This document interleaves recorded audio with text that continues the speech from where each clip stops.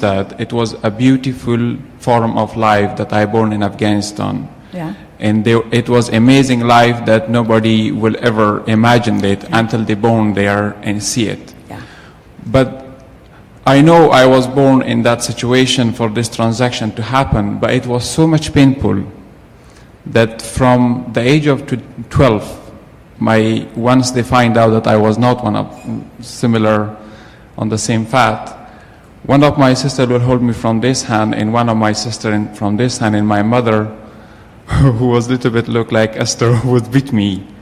And it was not for one day, it was for years. In the end, they handed me over to these Al-Qaeda, which you guys call them a terrorist, and they trained me with those fear and anger for the rest of those life, which will trouble me to the rest of my life, and I don't know if I could ever come out of it. So what was the meaning of this life?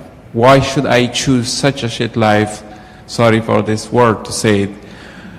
Because I was not came here to teach anybody something, or I don't know. It broke me to pieces. This answer is going to feel trite to you.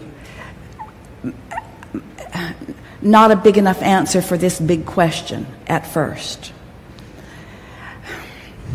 But in the same way that when you are an athlete, you are always reaching for an environment where the most can be focused within you. In other words, if you are a tennis champion, you're not wanting to play with beginners. And even as a tennis champion, you're wanting to play with the best of them, because you are wanting to rise to increasing levels of understanding and accuracy and exhilaration. So powerful teachers often come forth into environments that are adverse, because out of that discomfort comes newfound desire. And once you are able to focus purely, you said you don't think you'll ever come out of it, but you will, purely upon the desires that you hold, not pushing back against what you have lived, but understanding that who you now are, magnificent, is a byproduct of what you lived, then off you go into what you really came forth to live. Esther discovered her first discomfort. Now, unlike you, she was born into a loving home. Nobody beat her. Her mother got the hairbrush out once, and everyone laughed. In other words, there was no abuse of any kind. When Esther met Jerry described a lot of physical and mental abuse from the early years. And yet, Esther marveled that here they came together later in their lives, both of them at the same powerful place of wanting. Very different exposure to life experience. And so, unlike you, who very early in your life have come through the pain and into something more understanding or knowing, Esther discovered her great discord and discomfort very late in life with Jerry's reemergence into non-physical. In other words, she would have said to you prior to that she was unwilling to live anything that uncomfortable ever. She could see no possible value in anything that felt like that. But today she would not say those same words, because even though it is something completely unwanted and by her estimation utterly unnecessary, she has come to a stronger, clearer place, and ultimately, like you, will come through it completely into understanding all about it. So, generally speaking, if you can accept that nothing is for nothing, that everything is for something. You said, what lesson did I have to learn? What is it about? And we say, no one's teaching you a lesson, but you came forth with powerful intention to come to a place of understanding, you see. Esther said, and this may soothe you, Esther said early in her interaction with us, And she would not have moved forward at all with it if it had not been for Jerry's eagerness about it, because Esther found it weird and unsettling in terms of how others may feel about it. But she said to us, we explained to her on many occasions that there wasn't anything that she was assigned to do. It wasn't something that she was meant to do. In other words, desire is inspired from alignment, you see. And when you come into alignment and that desire is inspired, then it always feels right. There's not something that has been assigned to you.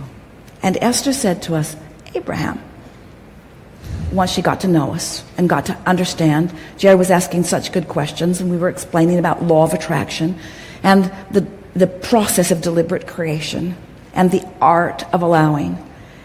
And Esther said, Abraham, do you expect me to tell this to the world? And we said, no, sweet Esther, we are just telling you. And that's what we want you to understand too. In other words, this life experience is the life experience that you set into motion. You didn't come into your physical body, into that, what you described as extraordinary place, not understanding what would be unfolding. It wasn't an accident. It wasn't a mistake. It wasn't bad karma. It was powerful, deliberate intent from a powerful genius creator who wanted to come into an environment where you could garner plenty of contrasting experience and launch so many powerful rockets early on in your experience, so that later you could figure out how to come into alignment with who you are in order to receive the fullness of all of those questions, you see. Will the world benefit from what you know, from who you are, from what you come to be? No question about it. But it's your call every step of the way, you see. Our work with you is to assist you into coming into alignment with who you are. And every process that we ever offer is about that and only that. Because we know it's not our job to tell you what's in your vortex, and it's not our job to assign the details of your grid, your point of attraction. It is only our job to assist you in coming into full alignment with who you are, because we understand that then all that you intended before you were born and all that you've garnered ever since will flow into your experience in the form of never-ending ideas and impulses, you see. It is not your role to push against anything that your birth country is about. It's not your job. It's not your job to defend them or to condemn them. It is your job to live happily ever after. It is your job to come into vibrational alignment with who you are. It is your job to come into harmony with all that you were before you were born and all that you evolved to ever since, you see. And it is our pleasure to let you know that all of that stuff that certainly you didn't want to live, all of it has contributed mightily to what's in your vortex. And as you begin more and more to consciously allow yourself to achieve vibrational harmony with who you are, and as those ideas flow into your experience, you will not have one regret about one of those beatings. First of all, because they're not happening now. Second of all, because they were never about what you thought they were about. In other words, the most significant thing that happened with all of that, and you know this for sure, within every one of those experiences, you knew for sure that you weren't wrong, didn't you? You always knew that you weren't wrong. In other words, they were never able to beat you into submission, into believing that you had no worth or no value.